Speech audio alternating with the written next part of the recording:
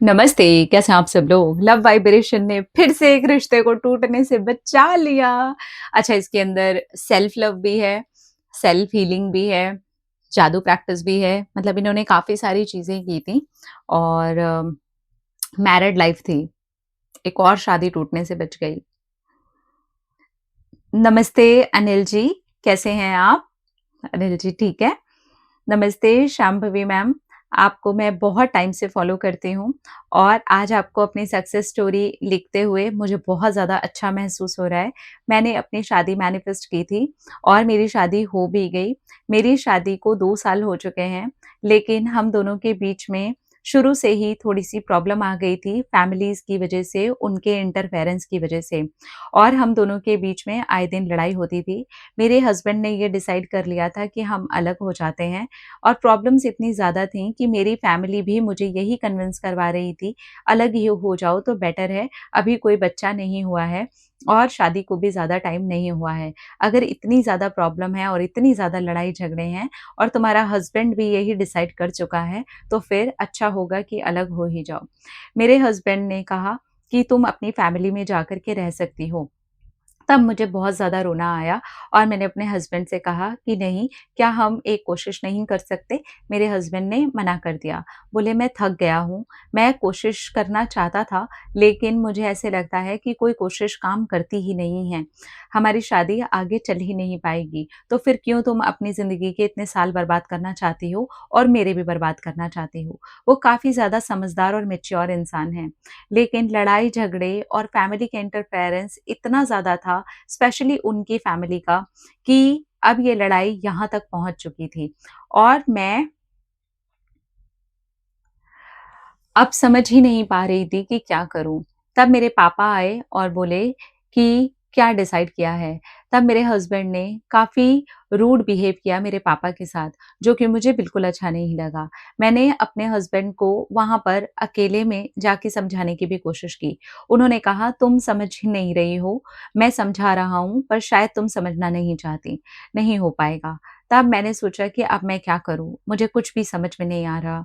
उधर से मेरी मम्मी भी फ़ोन करके यही बोलने लगी कि बेटा पापा के साथ वापस आ जाना। हमें नहीं समझ में आ रहा कि तुम लोग आगे का क्या चाहते हो।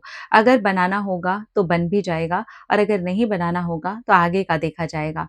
मैं अपनी मम्मी की ये बात सुन कर के चुपचाप चली आई। उस दिन मेरा एकादशी का फ़ास्ट भी था। तब मैंने सोचा कि जो कृष्ण करेंगे वही अच्छा होगा। मैं अपने पापा के साथ घर आ गई। तब भी मैंने अपने हस्बैंड को बहुत सारे मैसेज और कॉल किया।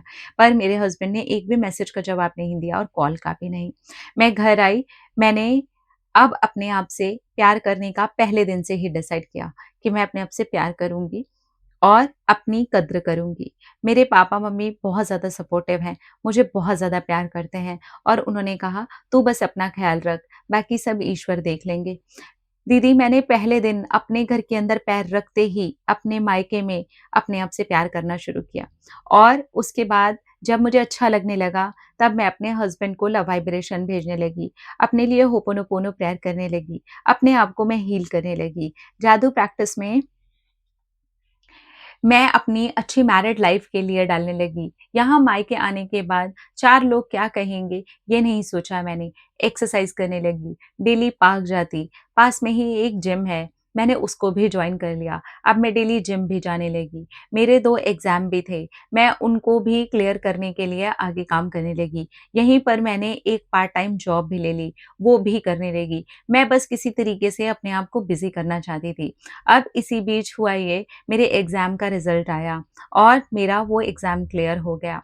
मैं बहुत ज़्यादा खुश थी, इतनी खुशी भी मैं अपने हस्बैंड के साथ शेयर नहीं कर सकती थी। मैंने कुछ नहीं किया, मेरे हस्बैंड का कोई कॉल और मैसेज नहीं आया। मैं फिर भी लगातार करती रही, लव वाइब्रेशन भेजती रही, पॉज़िटिव अफ़र्मेशंस बोलती रही, जादू प्रैक्टिस में लिखती रही। अब जब मेरी जादू प्रैक्टिस पूरी तरह से कंप्लीट हो गई, तब मैंने सोचा कि सेल्फ लव, सेल्फ हीलिंग ही करते हैं। मैंने सेल्फ लव और सेल्फ हीलिंग ही किया। साथ में मैं अपने लिए दिन में 2 से 3 बार होपोनोपोनो प्रेयर भी करती, वाटर को भी अफ़र्म करके पीती, I am the best, I deserve the best और मेरे हस्बैंड ने अच्छे-अच्छे हस्बैंड वाइफ के स्टेटस लगाने शुरू कर दिए। शुरू में तो गलती से मेरी नज़र पड़ी, उसके बाद मैंने वो स्टेटस देखने बंद कर दिए।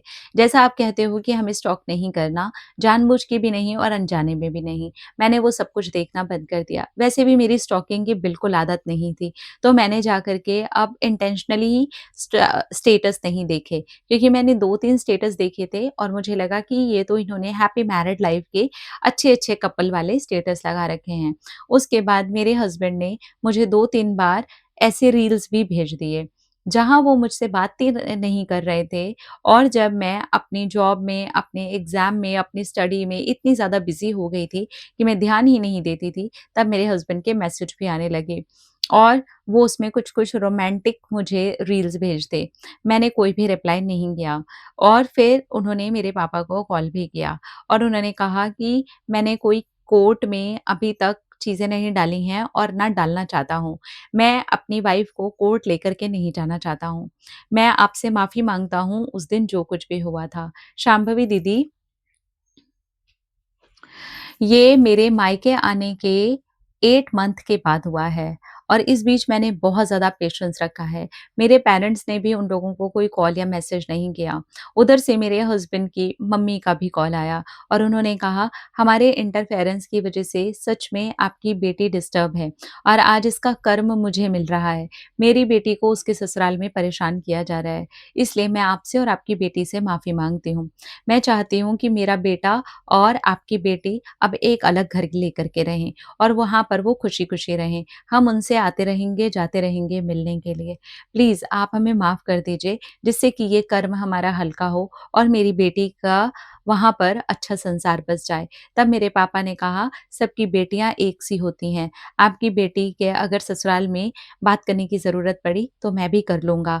उनसे बोल दूँगा कि ऐसा मत करिए और मेरी बेटी आपके बेटे के साथ जाने के लिए रेडी है। मैं तो सचमुच में दीदी आपको ये लिख रही हूँ, मेरे रोंगटे खड़े हो रहे हैं। मेरे हस्बैंड ने 24 घंटे का टाइम भी नहीं लगाया मुझे वे वापस ले जाने के लिए और जिस दिन वो लेकर के जाने के लिए आए, वो 3 दिन की छुट्टी लेके आए थे।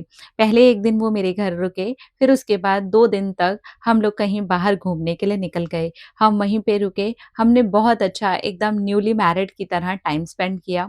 एक शादी को रिन्यू किया। मेरे हस्बैंड ने कहा, आज हुई है रियल वाली शादी, अब नहीं छोड़ूँगा तेरा हाथ और खबरदार मुझे ऐसे छोड़ कर के गई और इतने महीनों तक मुझसे बात भी नहीं की। तेरे लिए ही तो स्टेटस लगा रहा था और फिर वो मुझसे रास्ते में ही गले लग गए। शांभवी दीदी, मैं ये सब रोते-रोते लिख रही हूँ, लेकिन ये रोना दुःख का रोना नहीं है, खुशी के आँसू हैं। मैं सचमुच में बहुत ज़्यादा खुश हूँ। मेरा सारा का सारा मैटर ही सॉल्व हो गया। जो ससुराल से मुझे प्रॉब्लम थे, वो भी सॉल्व हो गए। मैंने अपने ससुराल के बारे में, अपनी सासू माँ के बारे में, सबके लिए बहुत पॉज़िटिव अफ़र्मेशंस लिखे थे जादू प्रैक्टिस में। आज वो सब कुछ सच हो गया है और मेरा मैनिफेस्टेशन पूरा हो गया है। Thank you so much universe. Thank you, thank you, thank you Shambhavi the. Thank you butterfly family. Thank you, thank you, thank you. अरे यार! बड़ी प्यारी कहानी थी, मेरे को एकदम से इमोशनल हो गई। मैं घूम मेरा मेरा दिमाग चला गया था उसी कहानी के अंदर। मेरे को सच्ची ऐसा लग रहा है कि अरे मैं प्रेज़ेंट में वो कहानी को ऐसे पढ़ रही थी जैसे मैं उनकी मूवी देख रही हूँ। Wow! Congratulations, I am very happy for you. अच्छी-सी प्यारी-सी शादीशुदा लाइफ़ जो है ना वो बच गई है और इन्होंने सेल्फ लव किया है, सेल्फ हीलिंग की है, होपोनोपोनो प्रेयर की है, हस्बैंड को लव वाइब्रेशन भेजे हैं, जादू प्रैक्टिस में अपने बारे में, अपने पति के बारे में, ससुराल के बारे में, जहाँ-जहाँ, जिस-जिस एरिया को ठीक करना चाहते थे वो किया है। इसी बीच जिम भी जॉइन कर लिया है, एक्सरसाइज़ भी कर रहे थे, एक पार्ट टाइम जॉब भी ले ली, एक एग्ज़ाम भी क्लियर कर लिया। आप देख रहे हो?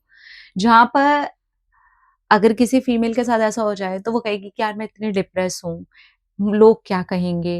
मुझे दूसरों को जाकर के जवाब क्या देना होगा? बहुत बार पेरेंट भी साथ नहीं दे रहे होते।